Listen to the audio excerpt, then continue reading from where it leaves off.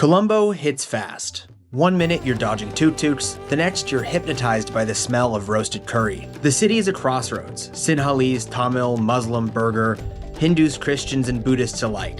Layers of people and belief systems that didn't just shape Sri Lanka, they collided here. And not always peacefully. Civil war, colonization, migration, resilience, it all left a mark. So today I'm teaming up with Ruzaina, one of Colombo's sharpest storytellers, to trace the good, the bad, and the ugly of this city through what the people eat. From kitchens shaped by faith, to recipes born from hardship, to dishes that survived the island's darkest days and are still beloved today. This is Colombo, told one bite at a time.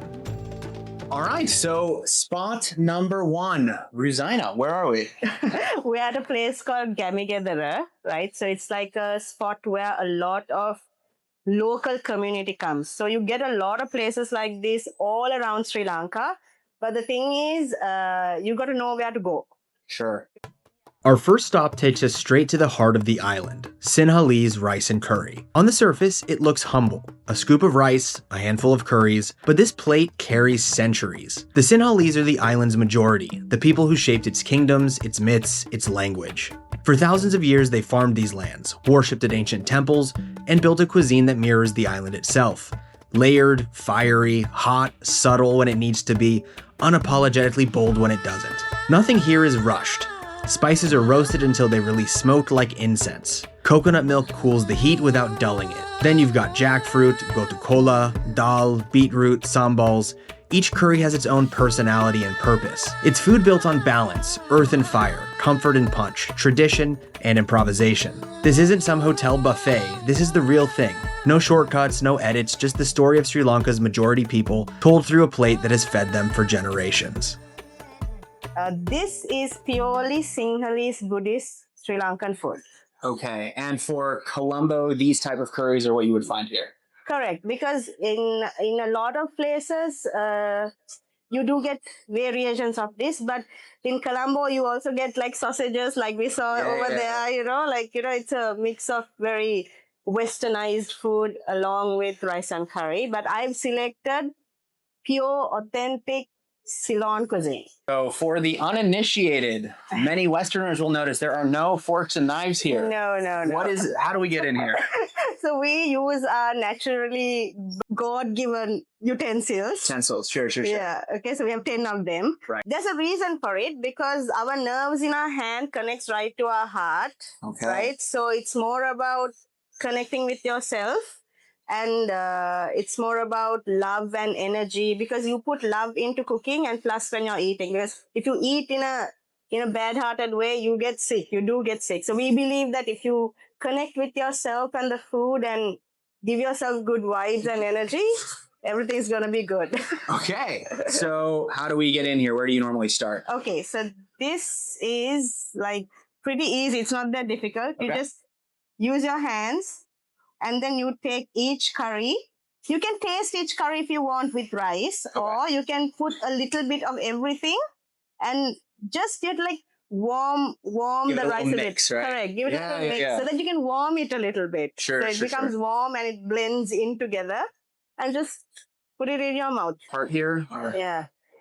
All right. So what you get here is you get mango curry, we eat fruit curries, okay, we eat vegetables, then the sambols, potato, or everything is a little spicy. How are you with the spice? I'm really good with spice. Oh, excellent. I'm from a spicy place.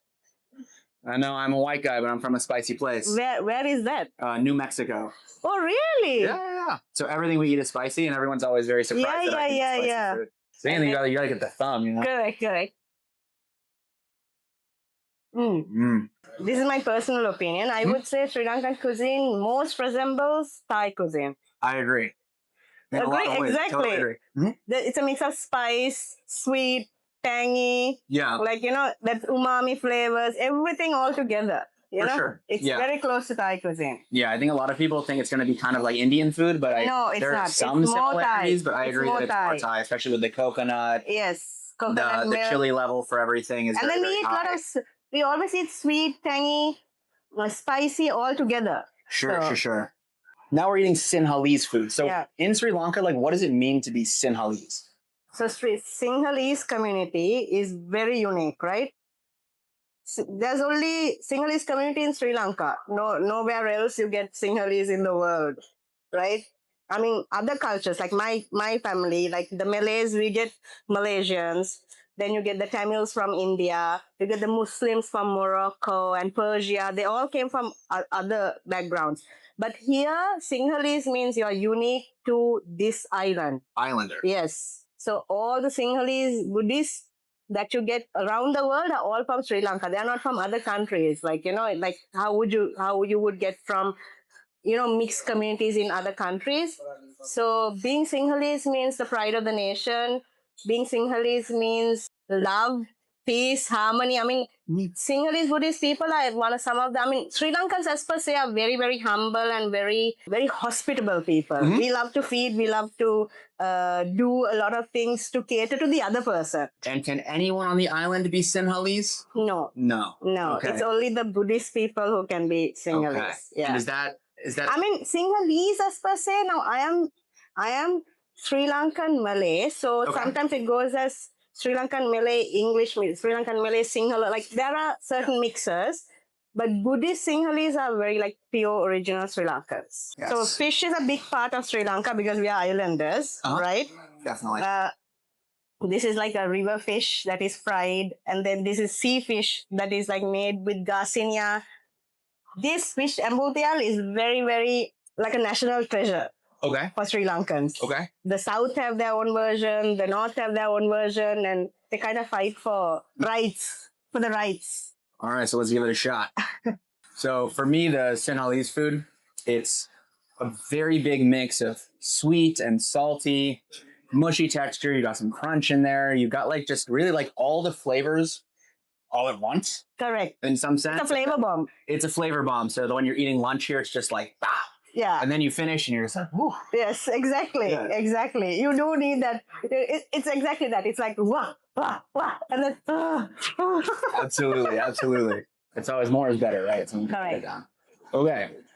So what is the average price of this for a local person? Like, can a local person afford this every day? No. No? No, not in a place like this. This is a much more cleaner, upscale place, right? So it's a little bit to the mid to high range, right? So it will cost now, a meal like this would cost about 1,000 rupees, which is not affordable to most of the Sri Lankans, right? That's about $3.50. Yeah. So there are other places which are lesser, like you get like a 500 rupees, 300 rupees. So it depends on the quality and taste as well. But people do eat a lot from, especially in Colombo, there's a lot of working crowd. They eat from rice and curry shops like this. Next, we head to the heart of Old Colombo, Pettah, and you feel the shift instantly. This is where the city sweats and makes its money. Traders, porters, shopkeepers, all adding to the hustle and bustle of life here. And tucked between the chaos is a Tamil dosa shop built for the working man. Griddles hiss, batter hits hot metal, and the air fills with the scent of lentils and spice. The Tamil community brings a different pulse to Sri Lanka, shaped by South Indian roots, plantation history, and a civil war that left deep marks. But here, what you taste is resilience. Maybe it's the dosa, the golden fried snacks, the chutneys that are bright and sharp. It's humble food, fiercely expressive, a reminder that Colombo isn't a single story, it's a chorus of flavor and people. Spot number 2. Yeah, spot number 2 is where we're going to have Tamil cuisine. Tamil cuisine. And what is Tamil cuisine for Sri Lanka?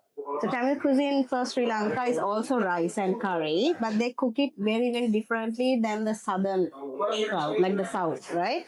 But their main cuisine is, of course, dosa and vade, which is popular in India as well. Right. But our dosa is very different. Yeah, it's much smaller than the normal dosa. Correct. The normal Indian dosa is really big and it's crispy and they use a lot of ghee in it. Our version is very healthy. Now, healthy. There's a concept to everything is very, very healthy in Sri Lanka. And so what is the story of Tamils coming to Sri Lanka? So there is no date or timeline, right? So this is where tension between the Sinhalese and the Tamil long years ago, because they say they are the first, then the Sinhalese say they were the first on this island. So there is no timeline and nobody knows who came from where or what. They also have a very, very rich history rich heritage.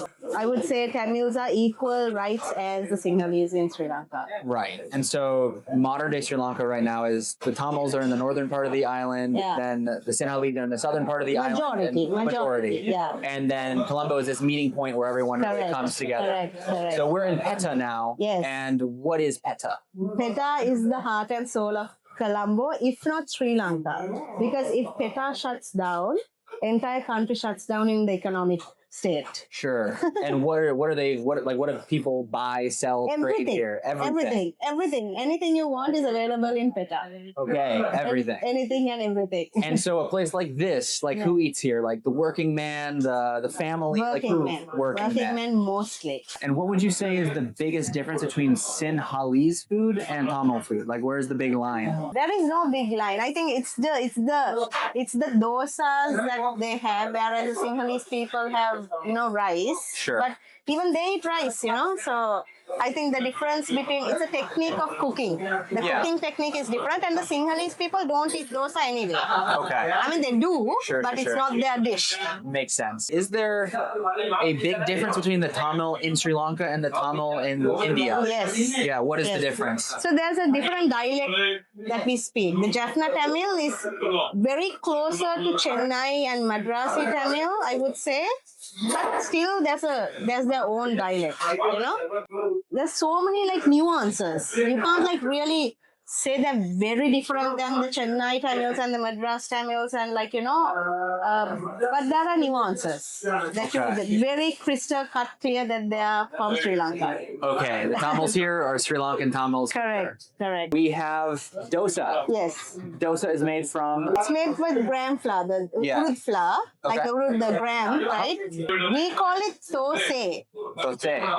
With an I at the end. Yes. Alright, I'll take the top one. You can see this is very soft and fluffy. Soft and fluffy. And more I can do healthier. this with one hand. I always I feel the need to rip with both. Is that okay? No, you can rip it with both hands. What are the rules? There are no rules. Okay. There are no rules. So let's see. What do you do? So you got to pour this, right? I'll pour it in with other guest. And is this just dal? It's dal, vegetables. There's a lot of cumin seeds, and it's a very watered down version than the dal curry. So it's more like a soup broth. Yeah. So we get the chutneys, just like India. Yeah. A little bit of the chutney. A little bit of the chutney, a little bit of the dal, and a nice bite right there. Delicious. Yeah, it's very delicious and very, very healthy. Indian dosa, just for comparison. See? Okay. This is the paper dosa? Yes. Yeah. This is the Indian. See what a difference it is? Yeah. It's a huge difference. Yeah, you're right. And then we also have different traditional snacks that I've seen. So this is the vade. This is available in India and Sri Lanka. So this is made out of dal. Fried lentil Yeah, so it's like a fritter. And then these last one here, that's String hoppers. So And- this is mainly a breakfast dish here. Okay. Now the string hopper is it actually comes from Kerala, right? From Kerala? Yeah, it comes from Kerala. Okay. But a lot of Sri Lankans, they have they have embraced it. Some might say this is a pretty heavy breakfast. It's not actually, why? Because a lot of people here are hardworking.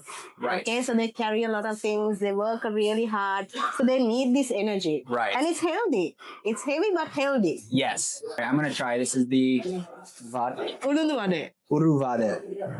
Ulundu vade.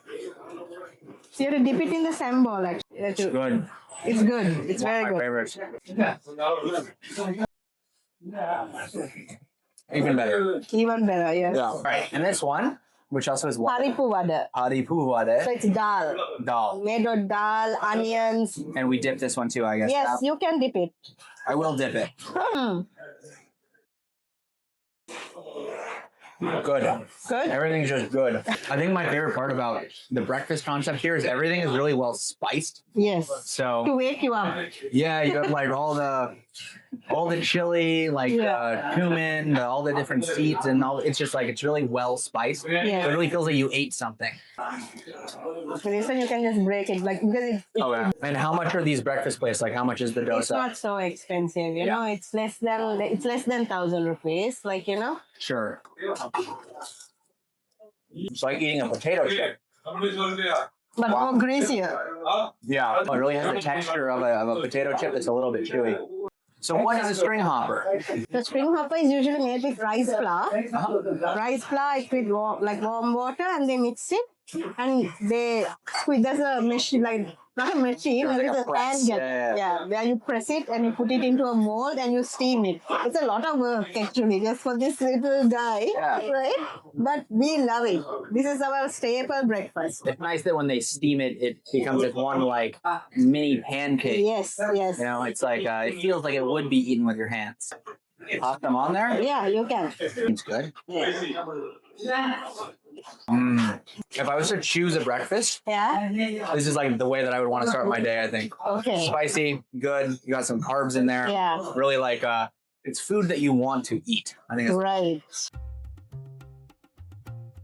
Next, we dive onto one of Pettah's most famous streets, a place where every corner feels like a negotiation and every sound competes for your attention. Pettah doesn't whisper, it shouts. Amid the chaos, we duck into a Gujarati-owned sweet shop, famous for faluda, syrupy desserts, and neon-colored juices. It sits across from the psychedelic red and white mosque that towers over the district. The Muslim communities of Sri Lanka brought with them trade routes, spice knowledge, and a sweetness that refuses to be subtle. So, spot number 3. Spot number 3 is one of my favorite places. It is the dessert joint. It's drink, but it's dessert. Yes, amazing. So what do we have in front of us here? So there's faluda, there's nannari, and nelli. Okay. So nelli is like a gooseberry. Like a gooseberry. Yeah, and then they boil it down and put sugar in it and make it into a syrup. And then they put a little coloring, right? And then they then we mix it with water and ice and put basil seeds. And this is the same thing, but it's a herb. It's nannari, mainly from India, right? And that too is boiled, sugared, and then made into a syrup and with water. This is the rose syrup, same thing. Rose petals, they boil it down and then they make it into a syrup with milk and ice cream and basil seeds. Sort of like a rose water, like root beer float. Correct. Yeah. Like a milkshake. Yeah, for sure. Yes. So mainly, if you find it in, you can find this again in lots of shops. But this is the original place. So why? The owner was saying that his grandfather came from Gujarat state in India. And he opened up this whole concept on the island for the first time. Yes. So what is the background of this? So this is actually introduced by the Persians, right? Faluda is mainly from the Persians. Iranians, they have their own faluda.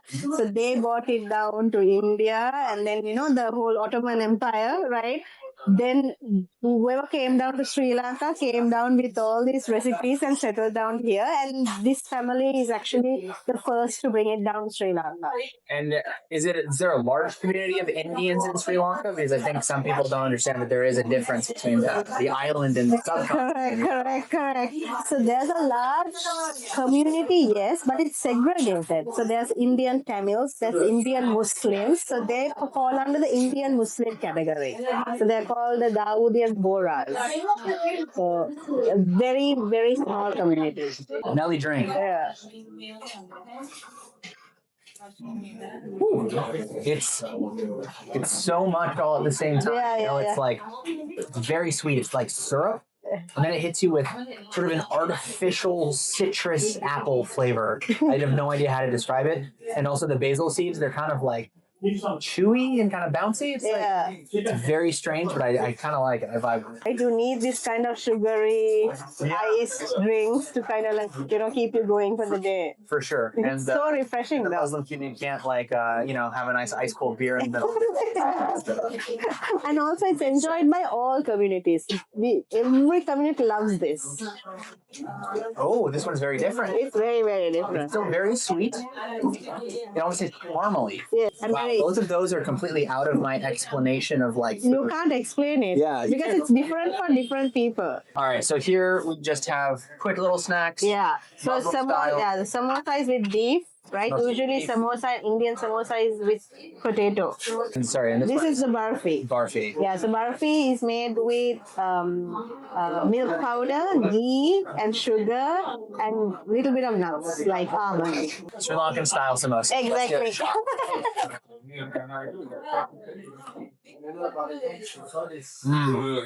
Good. It kind of tastes like a Chinese egg roll.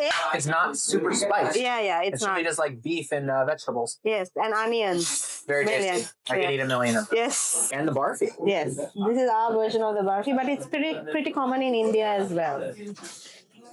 This I would say is very Gujarati. It's almost kind of cheesy. Yes, Yeah. because it's with milk powder. That's interesting. I really like it. It has a grainy sort of texture. Yeah, Kind of reminds me of like ricotta cheese almost. right. With the nuts. Exactly. But it definitely has a cheesy texture. Correct. Yeah. Also very good and not as sweet as you would assume. Like these drinks are 10 times the sweetness. Yeah, these are more sweeter than this. Yeah, they're not sweet at all. Perfect. Faluda. Are you a big faluda person? I am a very big faluda person. All right. This is why I always tell people to come here to this particular shop. Because the rest of the shops doesn't even compare, you know, like Okay. it doesn't. This is the OG. This is the OG. Serious stuff. All right. I have to say I'm not the biggest rose water fan, Right. but I will give it a shot.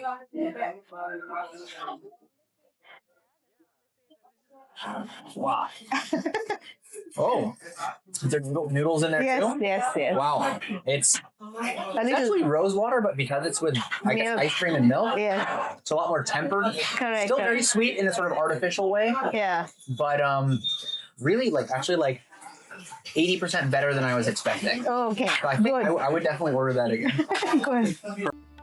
Outside on a hot corner, we find a man who's been selling achcharu in Pettah longer than some buildings have been standing here, and since Ruzaina's childhood. Pickled fruit, salt, chili, and sometimes a hint of sugar, the kind of snack that wakes up every part of your mouth at once. Colombo admittedly has changed a lot in the last 50 years, but on this man's corner, not much has changed for him. Another day wheeling his cart out into the hot Colombo sun, selling out and heading home. A ritual that feels oddly steady in a place that changes as much as Colombo does. All right, stop number 4. Yeah, stop number 4 is one of our Sri Lankan childhood favorites. You'll get this all over Sri Lanka. Is fruit. I wouldn't call it salad, Okay. but it's like a spicy concoction. Spicy fruit. Spicy fruit. Yes. I think Americans will know this well because we have a lot of Mexican spicy fruit. Right. Very common Right, for us. Yeah, correct. yeah. So this is like chopped up spicy fruit. We call it achcharu. Achcharu. Yeah. Okay. So these are all fruits that grows in Sri Lanka. And how long has this seller been here? Okay, he's been here forever. We've been here forever. Since Colombo was founded, you've been here. Yes. And I personally know they make it very clean. So I personally come here all the time. And achcharu tastes really good. And is this something you find all over Sri Lanka? All over Sri Lanka. This is something we grow up with. It's very attached to childhood memory. Okay. Yes. Yes, he's saying that he's sending, so people are buying and sending it to Italy, to Dubai, Ah, okay. Saudi. Okay. Yeah, so whoever. Street food to the whole world. Yes. Okay. It's in the olive. Oh, Delicious. sweet, salty, tangy, spicy. It's perfect. It's just a perfect balance. Yeah, it has the sugar crystals on the outside, so it has a little crunch. And then the spice comes in. That's sweet, salty, tangy, exactly. Yeah. That's a good way to eat fruit. Next, Ruzaina takes me to one of her favorite bakeries, a soft echo of colonial influence you can still find in Colombo today. First Portuguese, then Dutch, then British. Each left behind not just laws and railroads and architecture, but pastries, buns, loaves, and puddings. Here's where Sri Lanka learned to love soft rolls, butter cakes, and meat-shaped buns that became everyday staples. And this is also where tea entered the story. Not as a gentle afternoon ritual, but as a global empire built on leaves that made Ceylon a worldwide name. Place number 6?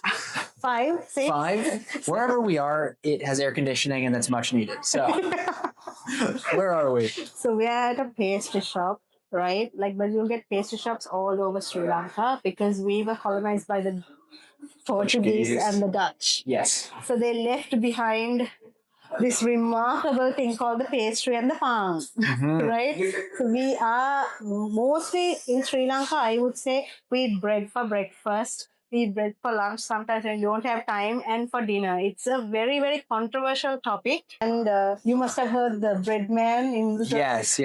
Colombo, there's the bread man. Yes. He plays a Beethoven song. Correct. He rolls through the streets selling Not bread even in a in Colombo, all over Sri Lanka. all over Sri Lanka, yeah, You in get a little that. tutu. Yes. For sure. So I would say bread is very, very, and like inbred into our system now.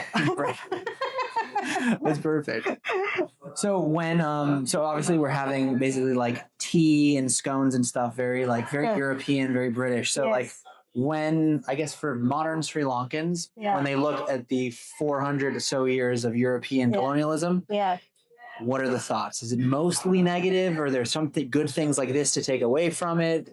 I think now the younger generation, now they feel like, okay, they robbed from us. Okay. They did.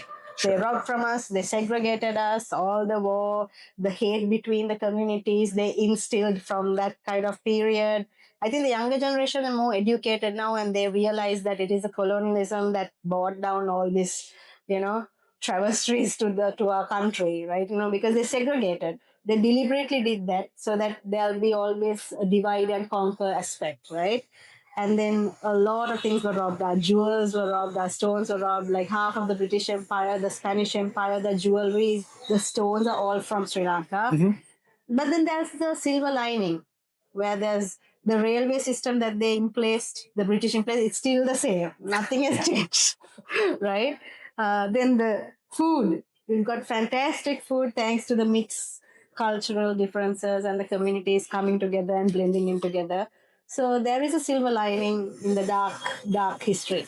Yeah, and I think that's the most interesting part about Sri Lanka is you have these layers of cultures and layers of history and all these different people leaving their impression on the country. Yes. And I think it leaves you with really tasty stuff, at least. Correct. So are Sri Lankans tea people or coffee people? Tea. Tea people. Yeah, okay. tea people. And so Sri Lanka is like super famous for tea. Yes, funnily enough, it was the Moroccans and the Persian crowd that came here. First there was coffee in Sri Lanka. Coffee trees were grown. And then it's only after the British came in that they started growing tea. But now we are definitely tea people. Okay. And so we have 2 glasses of tea here and then Ceylon tea as well, right? Yes. So this is the cardamom tea. Cardamom tea. With milk, fresh milk and black tea. This is the plain black tea. Plain black tea. Yeah. What do most Sri Lankans prefer? They prefer the black tea. Really? Okay. Yes, they prefer the tea, but this also they like it only if they can afford it, Sure. So if they can afford the milk tea, a lot of people will opt for milk tea. It gives them energy and life and all that. But if not, a little glass of just a cup of tea with ginger, crushed ginger in there and sugar, and it's good to go. And with the tea, you always have to have something to eat, like a little tea time thing. So what do we have over here? Yeah, so this is the mutton roll. Mutton roll? Yeah, but it's also it's the Tamil people who introduced the mutton roll. But usually the roll which is most common around Sri Lanka is the fish roll. Okay. And it has a little twist to it because it's called the Chinese roll. Okay. Now, I've been doing this for around 8 years and I've been doing research. And I've also been doing research with professors and people who write about books about food of Sri Lanka. We still don't know the exact history of why it's called the Chinese roll. Okay. But there's a small community of Chinese people who came to Sri Lanka as well. So we think that they are the ones who have introduced this. It looks pretty similar to an egg roll, to be fair. Correct. It's exactly like an egg roll. Mm-hmm. Chinese roll. This is the fish one. Yes. All right. Chinese roll with a fish.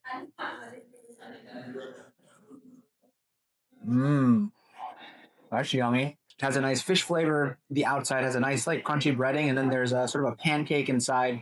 And of course, a little spicy. Same breading, same outside. Same thing, but the filling is very, very northern. Okay. Jaffna. Oh, that one's really good.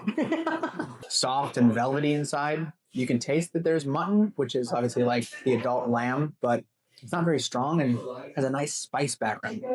Very, very good. I could eat 10 of these. Everything I feel like in Sri Lanka, I could eat 10 of. It's very dangerous. As the day cools, we head to Face Green. Families, teenagers, couples, vendors, everyone chasing the breeze and the promise of something fried.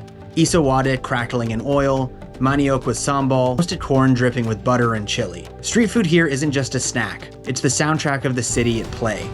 A rare moment where Colombo unclenches and lets itself breathe. So you must try more street food. Yes. So Isawade is very, very famous all around the coastal area. So you will get a version of this in the East Coast, North, South. This is the West Coast stuff. Yes. So it's just a prawn patty. So you know the wade that we had in the morning? Yeah. Yeah. So it's very similar. It's made with dhal and chickpea flour. And this is made with chickpea flour actually. Chickpea flour and dhal. Okay. But we slap on prawns on it. Okay. So it's our version of a prawn cake. Okay, and they also have them with crab here as well. Yeah, you can try it with the crab. Cheers. Cheers, cheers, cheers. Ooh, it's nice, hot and fresh. Again, spicy, savory. The shrimp is nice. It's not too strong. Crunchy, a little dense. And it's addictive. This kind of reminds me of Mexican food, actually. Really? Like a tostada or something. This is like dangerous food, you know? It's like you gotta pace yourself. So now we're at Face Green. So what is this place for Colombo? This place is where everybody meets. Like, you know, this is the place. I mean, it all depends, right? Like if you meet a person in a certain social standard, they'd be like, we hardly go to Face, right?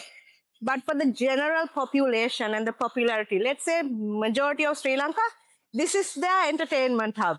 Okay. You know, this is their place where they take their children to, their families, you know, they all meet, and you get people from all walks of life, rich, poor, middle class. There's no social class. Like everyone comes here because this is their hub, you know? Yeah. So in the weekend, it's very crowded. Now today's a weekday and still it's crowded. It's quite crowded. So you meet a lot of people from different places. I would say this is also like a cherry on top of Colombo.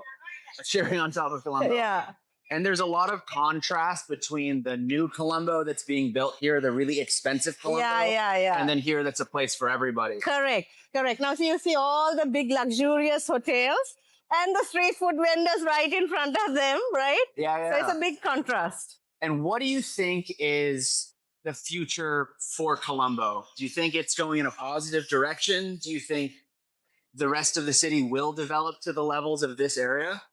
You know, Sri Lankans are very resilient. I've said this over and over again for so many people. Even if it's going on a positive direction or not, we will thrive, right? So I hope that it goes in a positive direction because it seems to be going that way. Of course, development is going to take a long time unless we give certain parts now, like the port city that you see is being leased to China for 99 years, right? So we don't have the infrastructure to develop so fast, but there's hope. And finally, we end with the music of the island, kotu. The clang of metal on metal, the rhythmic chopping of roti, eggs, vegetables, and spice thrown onto a hot grill. It's the sound of late nights, empty pockets, big appetites, and shared tables. As the sun sets over Colombo, that metallic beat feels like a heartbeat of a whole island. Messy, loud, improvised, unforgettable. A perfect ending to a day of stories written in food.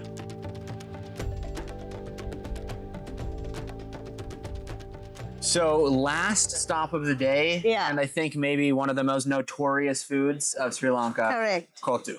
Notoriously popular and notoriously controversial as well.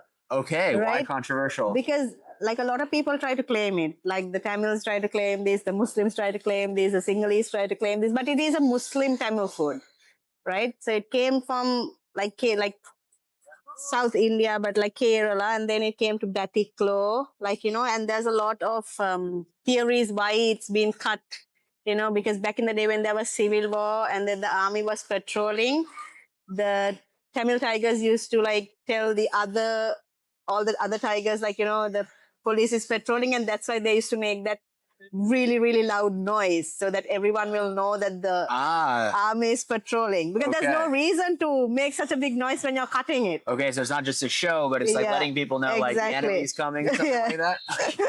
So it's like I said, it's controversial, but it's controversially popular as well. But this is the pièce de résistance of our cuisine, you know, because everyone loves this. Okay. They would tell a lot of stories about it, but they love it, and it's one of our most beloved street food. Let's see. I don't even know where to start. I can't really see what's in here, so you just gotta. So it's like chopped up flatbread. Yeah. Right, with chicken. That's one is seafood. Cheers. Cheers. What does it remind you of? Like everything and nothing at the same time. I think a lot of like Sri Lankan food, it's like it reminds you of something you've had somewhere else, but then it's just something completely different as well. Yes. You know what I mean? Now, because we are a melting pot of different cultures, right? So it comes from India, from Malaysia, from Indonesia, from Portuguese, from the Dutch community, from the British sometimes. Yeah. You know?